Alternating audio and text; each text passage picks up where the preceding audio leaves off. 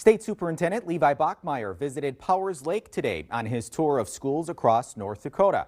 It comes at a time when voters in that district will be heading to the polls next week on a funding decision for a building expansion. Lindsay Miller headed to Burke County to learn more about the school's needs.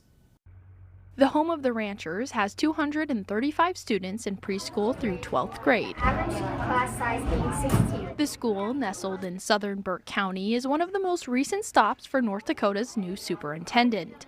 Levi Bachmeier has said he'll visit every district in the state. Sue Kranz is district superintendent and says they wanted to highlight issues that small-town schools like Powers Lake face. Making him aware of just the challenges with hiring quality staff, making sure that we have teachers in the classroom and as well as support staff. Kranz says they are often trying to compete with oil-filled wages. She adds the school's student population is growing. Space is always a concern here, and that will probably be our next project, is looking at some options for gym space and more classroom space. Kranz explains they are also looking at adding a new agriculture classroom and shop to help. Facilities is such an important part of the educational experience for students, especially in communities that are growing. Bachmeier echoed the importance of expansion.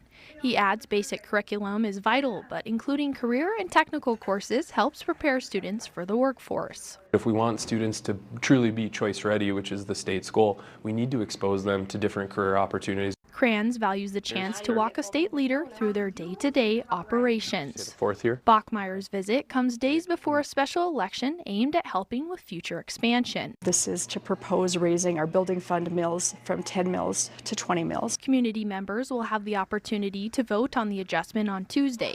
Kranz says construction on the ag addition will be delayed, but will still happen if the vote fails. In Powers Lake, I'm Lindsay Miller, reporting for your News Leader.